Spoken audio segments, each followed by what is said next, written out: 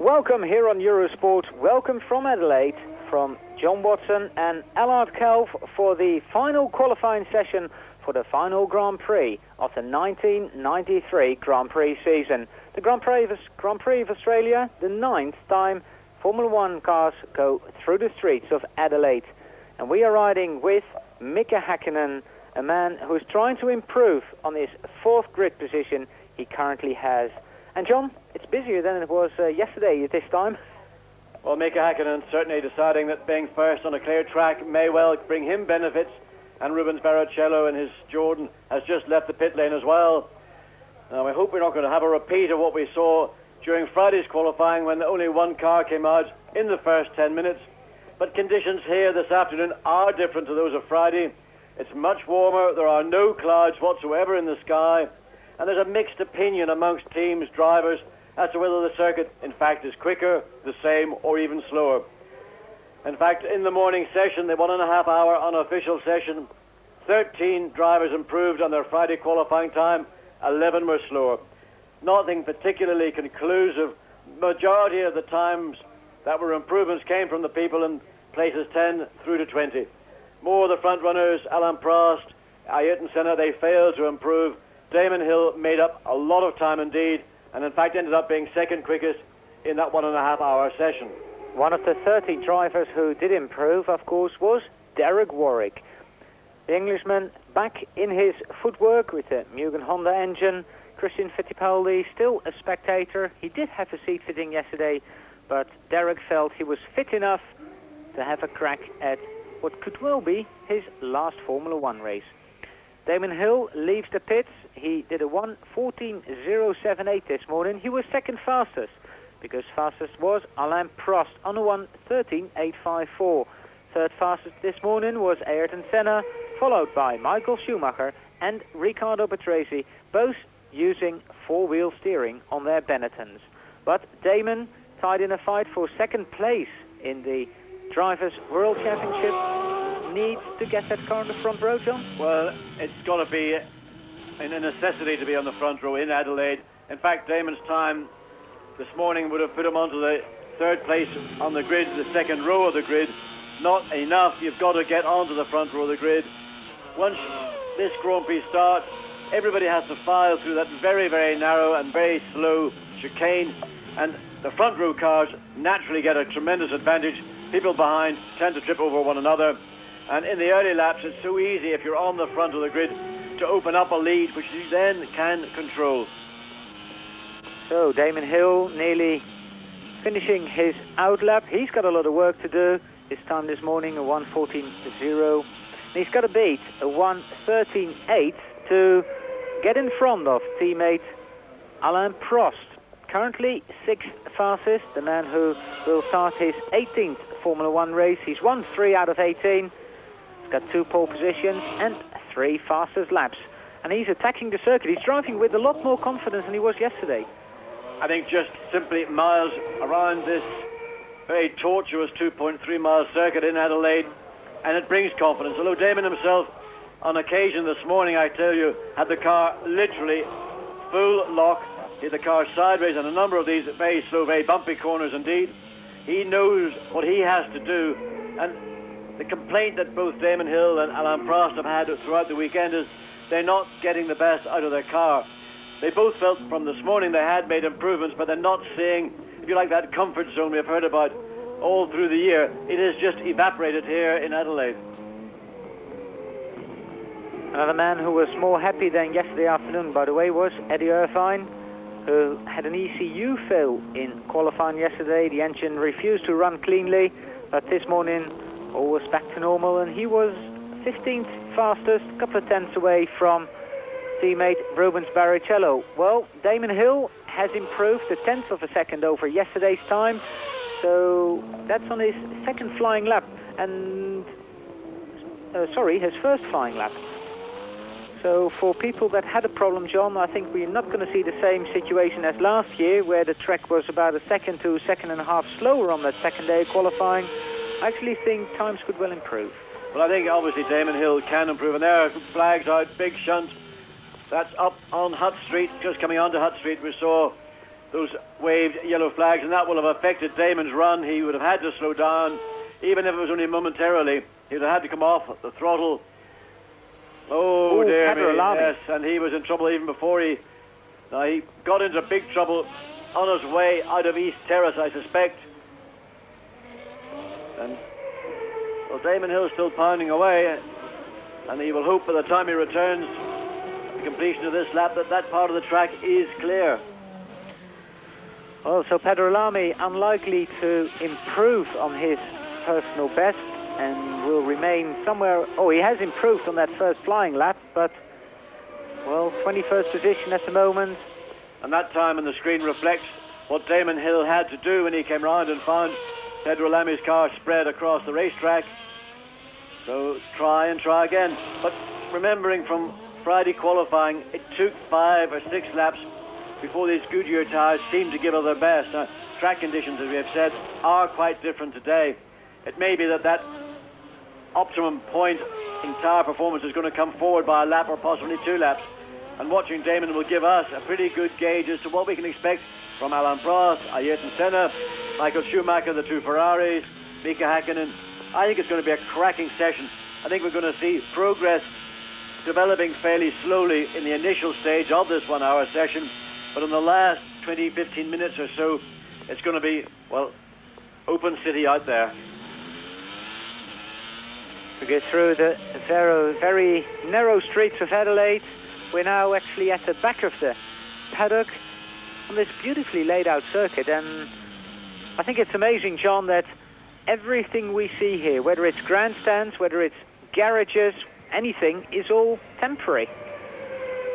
The organisers in Adelaide really do put on a fantastic venue for this Grand Prix, and I think it's the Grand Prix in the year where most drivers and teams, certainly after an exhausting season, are actually very happy indeed to end the Grand Prix season. So while we are watching Mika Hakkinen going around very slowly, and Mika gone out and gone straight back into the pits. Actually, he's done 1 lap, so there could well be a problem on his McLaren Ford. So Mika currently in 4th position. Barrichello is not improved yet on his lap time from yesterday, although he's going round. And there we see the current situation. The top 8 with Senna, Prost, Schumacher, Hakkinen, Berger, Hill, Alesi and Brundle.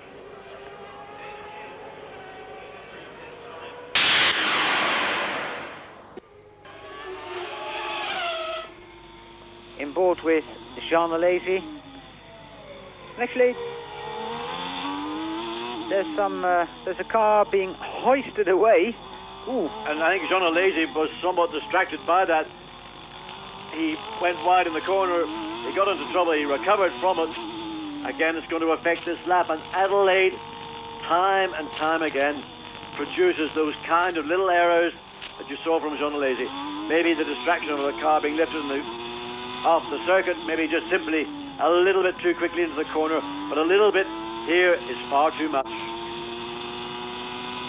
John, what we've seen people do a lot of times over the weekend is try and go too hard and maybe even too deep into a corner, and either going straight on because they just simply brake too late or lose it on the braking. I think the most difficult thing on a circuit like Adelaide, and in Adelaide in particular, is you've got to retain control. You cannot allow your normal sense of going quicker to lead you into, for example, rushing up into these corners, braking really heavily and really late, because what it does is spoil the apex, but even worse, spoils the exit. And if you could control your emotions to such a degree that you did not brake later in these qualifying runs, but use the benefit of fresh tyres and pick up the throttle a bit earlier and benefit from increase in traction and increased position in the corner, that's how you're going to pick up time. Well, Jean Alesi is currently half a minute into his lap. Johnny Herbert's improved to 18th and demoted Eddie Irvine back to 19th. And Alesi going on to Brabham Straight. British driver. his good friend Alain Prost has just left the pit. Well, Prost, the first of the two front row men onto the circuit. We're about 18 minutes into this second qualifying session in Adelaide, and there we see Alain Prost. So this is really a very, very important session for the Frenchman, the new world champion, and he knows that whatever he does, he will get an immediate response from Ayrton Senna. Also, John, interesting comments from Alain Prost here in Adelaide. He confirmed that he had been approached by McLaren to drive for them next year. He also denied the opportunity, and he said, well, if I do go to McLaren, and I've been with Renault, he literally said, being with Renault, then thinking to go with Peugeot, even though I am French, I think it would not be very well appreciated, according to Mr. Prost. And very nice words they are too, Allard. Well, Alain Prost coming up to complete his first out lap, and I hope within the space of a minute and a quarter or less we're going to see whether this circuit in fact is quicker or slower. Alain Prost looking for his final pole position of a Grand Prix career, which has been absolutely outstanding. If he does get pole position, or Damon Hill for that matter, then it's the first time in Grand Prix history that a team will have had 16 pole positions in 16 Grand Prix. If they don't get pole position here, they'll share the record with McLaren for 15 pole positions in the season. McLaren has done it twice, and Williams done it twice. Well, I mean, that would be a lovely thing for the Williams team, but for Alain Prost, it's the value of having that pole position. He knows the danger at the start here in Adelaide, the rush down into that very, very unforgiving and narrow first chicane, and if you've got to come from behind and try and match the pole man in, it is a trouble area. So Prost, desperate for reasons of comfort apart from anything else, to secure his final pole, his opportunity of final pole. One more corner to go, and then we'll see what the first time of this afternoon is for Alain Prost. The gearbox changing up, and the time coming up on our screen, a 19.226 on his first flying lap, and we can't see any traffic ahead of him, so maybe Alain is in for a couple of good clear laps.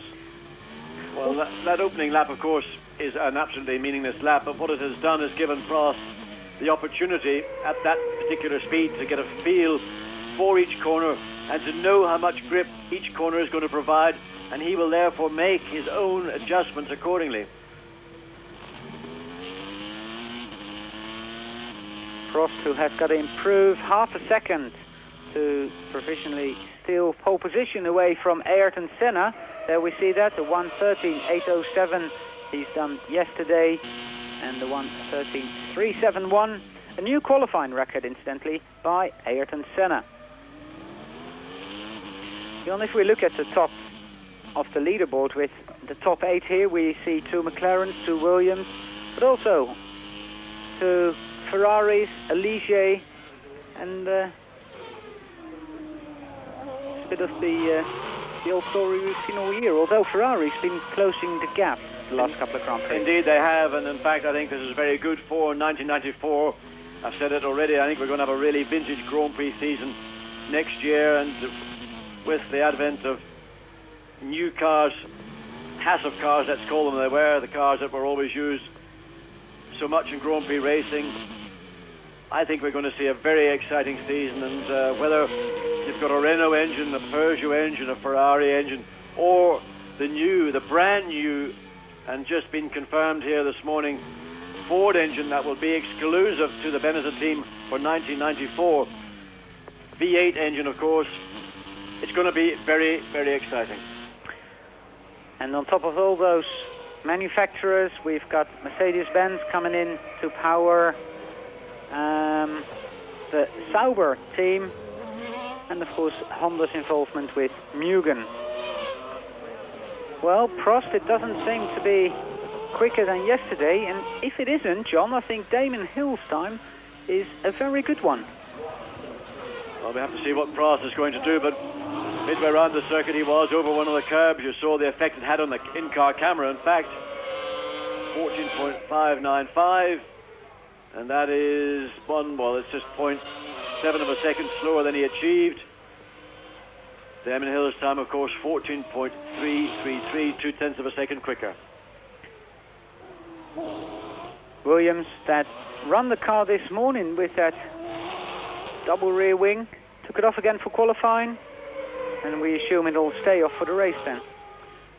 Well, it's really down, I think, just personal preference with drivers. Every piece of work that is carried out on a car is data logged, and the team then overlap each lap. They look at each segment, each corner, and they decide which way it is best to go. They've chosen to take it off, where other people, Ferrari, for example, are running with it. 0.8 of a second slower than pole position at this point. Oh, I don't know how much, how big a risk I take if I say the circuit's slower than yesterday. Let's see what Gerhard. Oh, Gerhard nearly missed that corner. Gerhard, and that's what we've seen this morning. We've seen it yesterday. People trying to go in hard and just overshooting the corner. Well, they're just, in effect, overdriving, and this is the discipline that you've got to instill in yourself. It's very, very hard to do because every driver here is obviously trying to improve, but to retain a sense of discipline and at the same time push hard, it is difficult. And it's beguiling the circuit. It looks a lot easier than it is. Fairly straightforward corners, but just 3 or 4 miles an hour into a corner extra, car runs wide, and then you're in trouble. Grand Prix victories total for Gerhard Berger is 8, and of course the last Grand Prix he won was exactly a year ago when he took victory in his final Grand Prix for the McLaren team here in Adelaide. Well, as Gerhard has said, it's been a very long and hard season for him, and he would obviously love to win yet again in Adelaide, having won victory in a season for Ferrari. And Ferrari themselves have been short of victories all the way back to 1991, when Alain Prost was the man at that point who scored those wins. In Spain, the last one. Well, Berger currently... He's got a problem with that corner, Allard. It's the second time in succession that he's got it wrong, and maybe Gerhard should just... Again, you can see the car very, very nervous indeed. I think what's happening is he knows he can't turn the wheel quickly. He knows he can't sort of tug on the wheel, make the car just change direction very quickly because the back end is going to step out. So he gets caught with having to sort of tippy-toe around the corner. Oh, was not lucky to get away with it this time. And that's the feeling that I think he's going through at the minute. It's what people try to do as well, to sort of be able to lean on the back. And it's something that just, I think with most of the cars, hasn't been possible. I think the problem again, Paul, that is the particular nature of these cars. These are flat-bottomed cars. They're not the traditional ground effect, but they do produce massive downforce. But they're hypersensitive to pitch, and any change in the pitch in the car alters the downforce front to back so dramatically. So then you have to compromise your car setup by running very stiff springs, sometimes very stiff roll bars as well. That in turn creates other problems in low-speed corners. It's a real conundrum in effect. Well, there's a man we've haven't seen a lot this weekend, a man who's had a lot of problems, Toshio Suzuki, in his second Grand Prix with the LaRousse Lamborghini, and well, he's still in a lot of... I mean, you got to feel sorry for the man, John. He's done about 13 laps altogether in 2 days so far. I think those are very, very expensive laps because I have to say Toshio Suzuki is not on a free ride. This is being paid for. So mileage per yen, pretty poor at the minute. Oh, and nearly going off. And I just wonder, maybe the oil smoke that we're seeing coming from the back of the car, is that something that may have leaked onto the rear of the car? Maybe he just caught the side of a tyre. Certainly caught his attention. Toshio Suzuki, a very seasoned Formula 3000 campaigner in Japan, where he races against Eddie Irvine. And Irvine, I think, said, Eddie actually said yesterday he thought that Jordan would be able to do a mid 1:15. Well, if he does that, then he'll put him on 8th place on the grid for the moment. And he said, well, that should be possible. Hasn't done it yet today, though.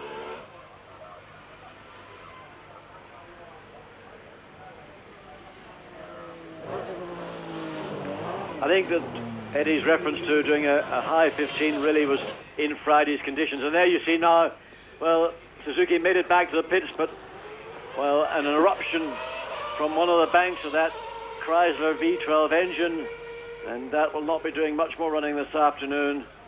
And really disappointment, further disappointment for Toshio Suzuki.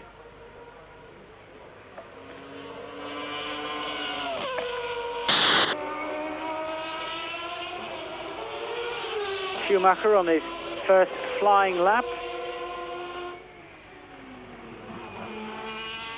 He's got a lot of wing on. You see, he's got about 3 planes. Oh, and there, big slide from Schumacher.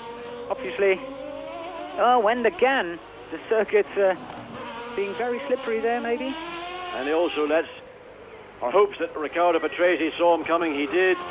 And I suspect Michael Schumacher, watching his driving, he will have a lot of rear wing in the car, obviously, but he had probably a little bit more on the front to nail the front of the car on that critical turn-in. But when I say critical, I mean it, because when you run so much front-end downforce, you must be very, very careful. If you turn the front of the car too quickly, the back loses grip, and that's what we saw. And again, turning into the hairpin bend, the back of the car just squirming under power. John, we shouldn't forget, I think, this car's running a 4-wheel steering system. I don't really know whether 4-wheel steering systems are any advantage. I suppose the theory of it is, yes, it does. It helps the entry to the corner when all 4 wheels are working for you, rather than the 2 rear wheels, which are also the driving wheels, wanting to push you straight on. I think it's one of those things that on the drawing board you can say, yes, this will work under circumstances, but when you've got conditions like this, I think they outweigh the circumstances. Currently, Michael Schumacher is 2 seconds slower than he was yesterday. His first flying lap, 1:16.037. Again, look, you see, using the power to help the car steer out of the corner. Now, the tires are on their second flying lap. They are more settled.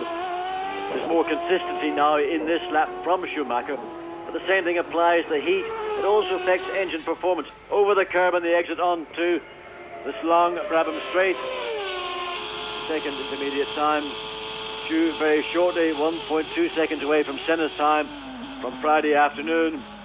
And I think it's pretty clear that, in fact, the front row, the second row, third row are probably going to remain as we saw them some 24 hours ago.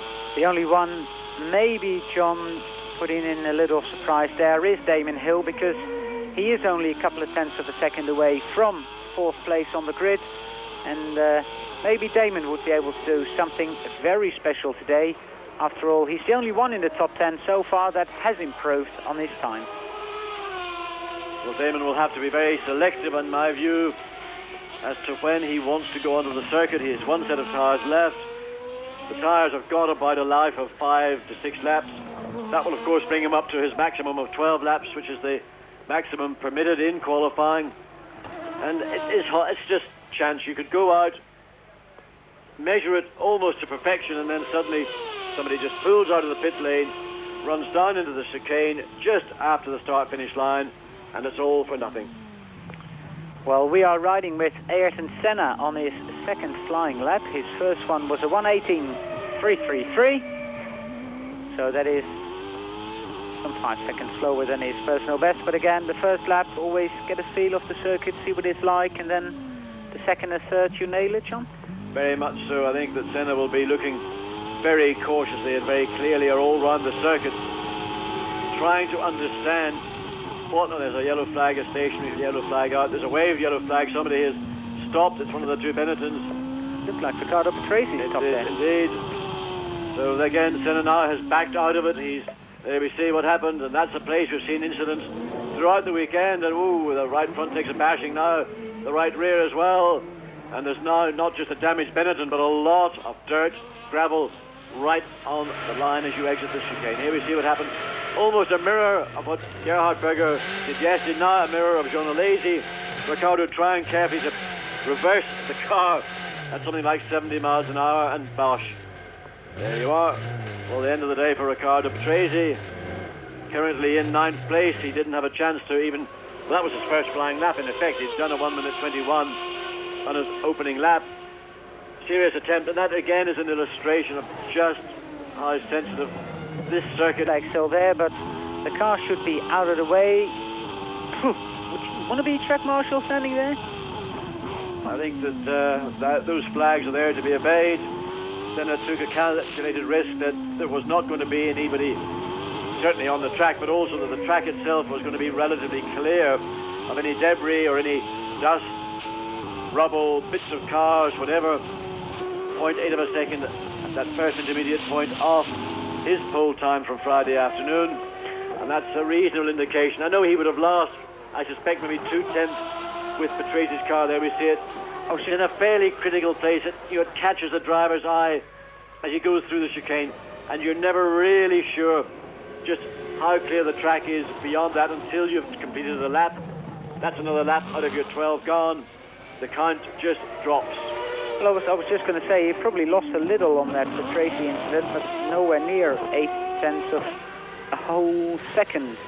And the gap has grown now during the course of this lap, and I think Ayrton will probably do a high 15. Thank you very much, Ayrton. But Allard, watch this lap, because now Senna knows what's all around the circuit. This is going to be maximum attack from Senna. He has been his third complete flying lap. He's on his fourth one now. The tyres ought to be just about as good as they're going to be. He has got a feel for the circuit. He will now, in his own... Oh, and what happened here? Mr. Comas. Oh, yeah, well, we've seen Mr. Comas do this quite often this weekend, I must say.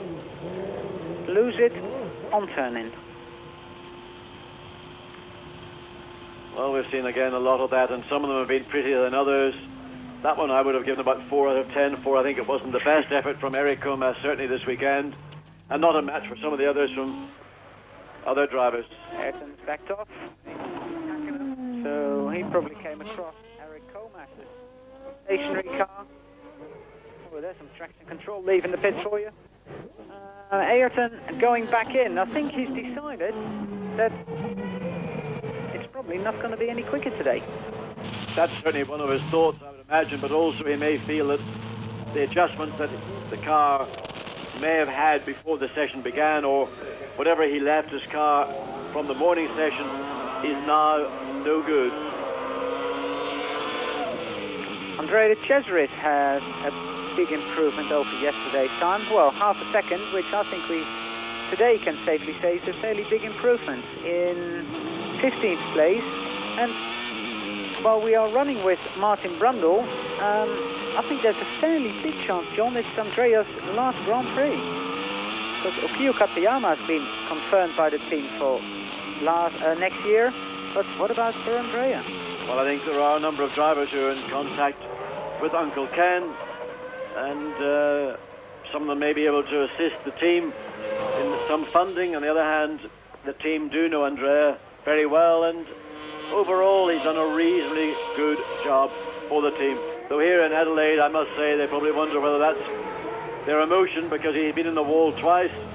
But he comes back and he puts that little innocent look on his face and smiles and says, "I'm terribly sorry, but you know, I was trying 110%, and the guy's trying 110%. If he does shunt the car, a team prefers that than know of the guys only giving 90% and brings the car back in one piece." Martin Brundle, fastest passive car in Adelaide. 1:16.710, and that is 0.7 of a second away from yesterday, and exactly the same gap there is between Alain Prost's time of yesterday and Prost's time of today. And again waved yellow flags just for Martin Brundle. Let me see. Aguri Suzuki, he left the pits going like gangbusters. He left in traction control, first gear, almost second gear, brand new tyres. He got 4 corners. Oh dear, he spun it. Has he kept the engine running, or is Aguri Suzuki going to have to go back to the pits a very bright red face.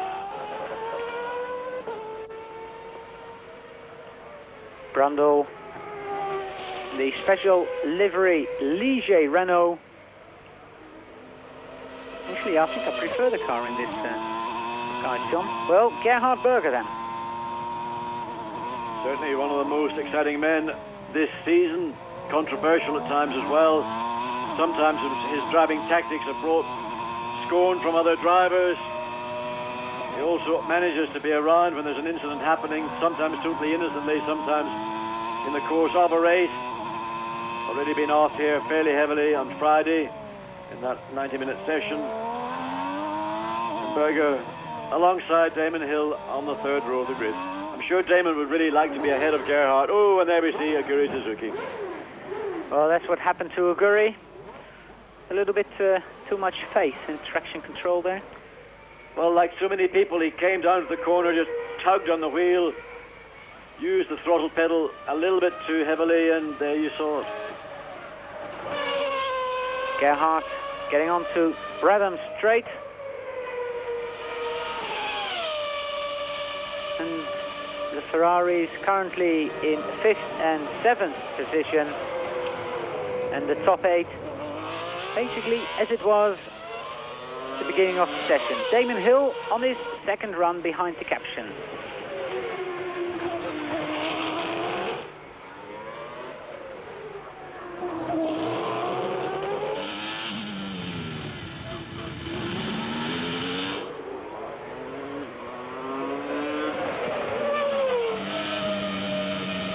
There we see all 24 drivers being listed, while Damon Hill is on the attack. Well, Damon is obviously and clearly using more circuit than Alain Prost, and he is doing what most drivers in qualifying do. They really push very hard, and there you see under half a second, 0.397 of a second off, and that's the second intermediate point on this lap from the time of Ayrton Senna, and this ought to see Damon Hill at least onto the second row of the grid.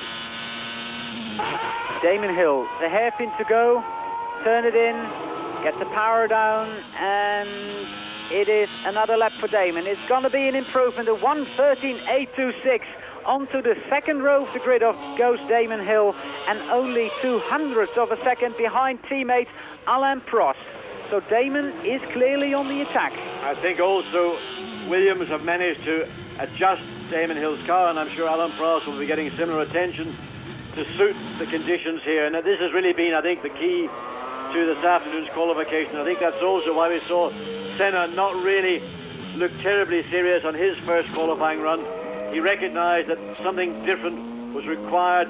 Damon Hill has not brought that out of himself. It is because a combination of car change and Damon being able now to turn the wheel and open the throttle that has resulted in a significant improvement on what Damon achieved, 0.9 of a second quicker than he did on Friday afternoon.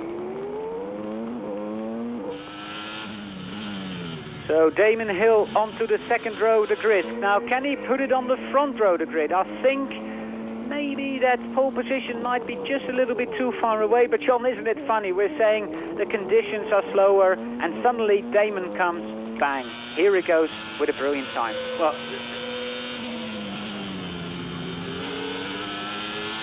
there, Damon, a little bit slower than his fastest lap so far, but still, John, the only driver in the 1:13. yes, Damon, that's it. He's blown it careful. now. Well, it's all over now for Damon, but he's done enough. He certainly is significant improvement, and I'm sure he'll be very angry and frustrated with himself for that little error, but he also will be delighted with the improvement that Williams and he himself have made with the car.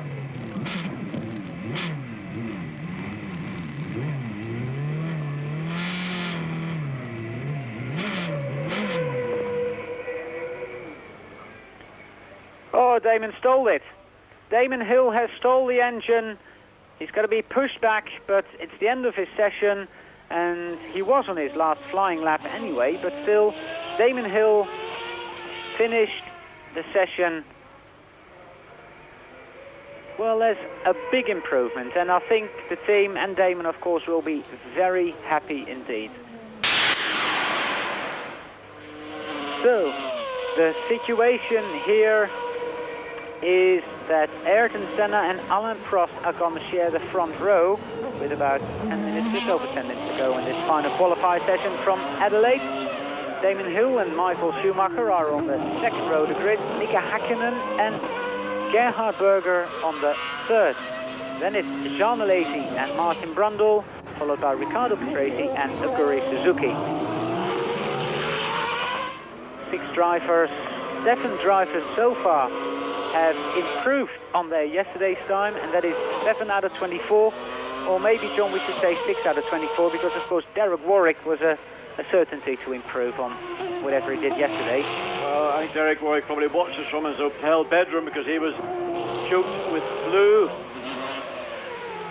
So here, another man shortly on the circuit, Alain Prost, on a second set of tyres. Prost hoping that the changes that the Williams team made to Damon Hill, and found almost a second for Damon Hill. Well, I don't think we can expect to see Alain Prost find nearly a second, but certainly he's looking for half a second or more on his time. Oh, this is interesting. Michael Schumacher... No, I thought he'd stole the engine, sorry. Well, it's a strange sound did come from that Schumacher car, and Eddie Irvine now following him onto the circuit on his second set of tyres. But the whole concept of what's going on today is a team's experience and understanding of what the change in track conditions are like. A driver will have been out this morning while it was warm. It is not as hot as it is now, and it is often the case. And there we see Marc Gounod, bang, left rear, that's the end of his session. The team have almost got to anticipate what a driver's going to come in and complain about. Well, he managed to spin it now. I think he's actually stalled it, and it's almost like a comedy of errors on the racetrack. I don't think I've seen a lot of people spin, and that was actually a little replay of Pierluigi Martini spinning his Minardi. Well, Alain Prost, I think we're witnessing his very last qualifying lap ever of an illustrious career. Well, I think he's going to go straight back into the pits. I don't know what Alain Prost has decided to do. Either there's a problem that he doesn't feel comfortable with, or he wants a bit more of the same. So, Prost straight back into the pits. Currently, as we see, in second place. And Damon Hill, I must say, got very close indeed to snatching that front row position away from his teammate. But John, it's debatable who's in the better position. Is it Prost or is it Hill? Because being a street circuit, there might be one side of the track definitely clearer to start than the other side. Well, I think for sure when you look down on the grid, it, in my opinion, is better to be on the left-hand side of the circuit. That's the natural and shortest route to the first part of the chicane. Anybody on the right-hand side of the circuit is going to be in the dust. So if you follow that philosophy, then Damon, by being directly behind Senna, has got to have a certain advantage. But of course, it's literally a question of getting in there ahead of Alain Prost. If Prost can get a good start, he can close that gap on Damon Hill and prevent Hill from sliding under him onto the chicane. Excitement, Mika Hakkinen, always good for maximum attack, as the Finnish people call it. Currently fifth. Also for the Finns, of course, Juha Kankinen, the new rally world champion. And I'm not sure that Mika Hakkinen and JJ Leto will get some pleasure from that. They may wonder, well, can we see ourselves being on the podium here on Sunday afternoon? Certainly Mika Hakkinen probably harbours a dream that he actually could stand on the winner's podium. Half a second away, and that's a good effort. And it certainly puts Damon's or Schumacher's second row position into jeopardy. So, Mika Hakkinen on a charge here in Adelaide. Let's see what he can do. One more corner to go. He is not going to beat Damon Hill's time, but he's going to be very close. A 1:45.96. He lost a lot of time on that last part of the circuit. He certainly lost time as he exited onto start finish straight. He ran over the curb And that in itself would have been maybe, well, 2/10 again, not enough to make significant changes. Great shame, because up until that second intermediate point, Mika was within half a second of team leader Ayrton Senna, who in fact is also on the circuit on his second set of tyres. There we see him. So if we look at it, it's got a 13.3 for Senna, then a 13.8 for both Prost and Hill, a 14.0 for Schumacher, a 14.1 for Hakkinen, 14.1 for Berger, and then it's John Alesi with a 15.3. But the top six, again, being very close indeed. Well, certainly that harbours well for a close or exciting Grand Prix in some 24 hours from now. But this is the man who really can, if you like, add more salt to the wound of Alain Prost. And Senna really capable of working miracles in these sort of conditions. The guy yesterday was absolutely magnificent. Fortunately, we didn't get to see that lap. We were on Alain Prost at the time that Senna established that provisional pole, and it's remained so for about 5 minutes before the end of this final session of the 1993 season. And now traffic, Tyrrell, and it's not going to be cooperative. Well, it is now, but Senna will not be too happy about that. Kiya Katayama, slightly unfortunate being betwixt and between. He couldn't really pull out of the way as quickly as Senna would have liked. He did his best once he got round the corner. Again, momentum gone, and Senna basically, I think, just going through. 9.19 and is in 17th position. I think we can say well done, Derek. I mean, that's good effort for a man who's only had one day at the circuit. Well, Derek Warwick has never been short of guts in his motoring and motor racing career. And if he had to drag the bed, the nurse, the doctor with him, he would have had them in the pit lane, but he would have been in the car, as he is, in fact. And from experience, I know, and Derek likewise, the best thing you can do when you've got a flu is get rid of all those drugs that you've been given, get into the car, have a really good, solid 1 hour of sweat. I bet you a pound to a penny, Derek Warwick feels a lot better when this session is finished. Senna was 0.6 of a second slower than his personal best of yesterday, good enough for pole position, and now 0.8 of a second slower.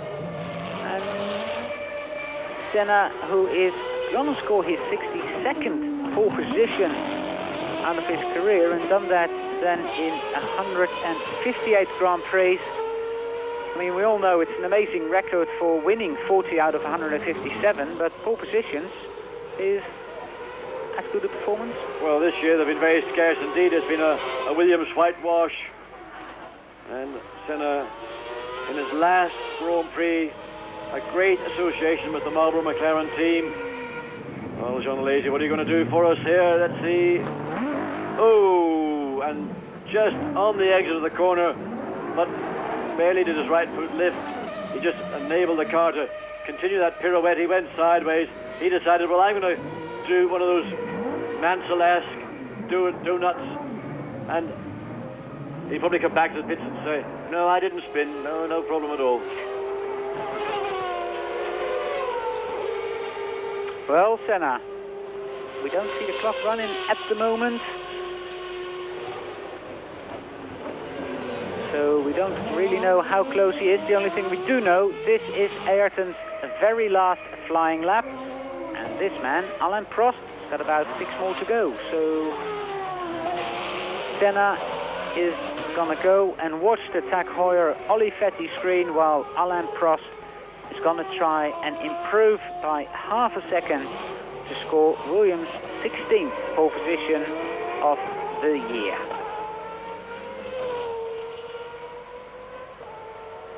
Well, Alain Prost is a great fan of Adelaide. He won his second championship here in 1986, and he got out of the car and jumped for joy, and I'm quite certain that that was the case in qualifying this afternoon. He would be equally joyous after 13 in fact years of a Grand Prix racing career. He wants to finish it ideally with pole position, fastest race lap, and of course victory itself. Well, Ayrton Senna has not improved on his personal best. He is still on pole position, but Ayrton Senna's best of the day is a 1:14.779, and the only driver in the 1:13 is Damon Hill, doing that 1:13.827, currently good enough for third place on the grid, just behind teammate Alain Prost. And John, this man, we're riding with him at the moment.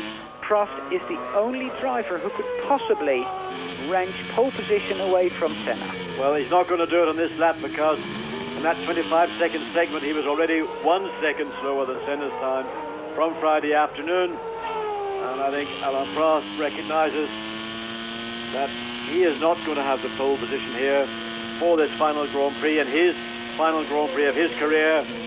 He had to concede it to Ayrton Senna, and well, all eyes will now focus on the red light on Sunday afternoon. Who will be first into the chicane as we see the checkered flag out to end this final session, qualifying session of 1993. So, Alain Prost has left it too late. We can say that because the checkered flag is out, and the grid for tomorrow's Grand Prix will be Senna, Prost, Hill, Schumacher, Hakkinen, Berger, Alesi, Brundle, the Tracy, Suzuki. That's your top 10 for the Australian Grand Prix 93. Well, John, what are you going to expect? A lot of things to be proved, I believe. I think Prost will want to win the Grand Prix very badly. Likewise, Ayrton Senna will also want to win it very badly. Prost retiring, Senna moving into this car. I wonder what number Ayrton Senna will carry on the car in 1994. So, with Damon Hill, the only driver who's improved on his time in the top 13, could he be the dark horse for tomorrow's Grand Prix? Well, it's going to be a very, I would say, difficult Grand Prix for Damon, having never raced here. It's about pacing yourself, as well as ensuring that those minute little errors that we've seen creep into many, many drivers over 2 days of qualifying don't creep into Damon's race. So he should not attempt to win the race, in my opinion, in the first chicane. You've got to allow yourself the time to settle into the race. It's going to be a race of pit stops. Certainly we're going to see one from most teams. In the case of Alain Prost, I think one is what he would try to get away with. We may see two from Senna, likewise from Schumacher, possibly from Damon Hill as well. It's going to be a race of intelligence, a race of strategy, but most of all, in my view, a race about care on the racetrack. Watching what you're doing, watching what your competitors are doing, and keep on the line. Top 8 for tomorrow's Grand Prix, and I think Gerhard Berger did not do 18 laps, by the way, but that's a misprint on our screen. There we see places 9 to 16 with Pierluigi Martini in 16th position, and I'm sure we'll see the rest of the qualifiers for tomorrow's Grand Prix here in Adelaide. John Watson and Allard Kalff, thank you very much for watching Eurosport today, and of course we'll be back with the warm-up and the Grand Prix later on, what in Europe will be Saturday night and very early Sunday morning. So here we'll see the 24 qualifiers. That is a Tyrrell hanging in the air. We'll be back tonight. Hope you'd enjoyed it, and see you later here on Eurosport. Bye for now.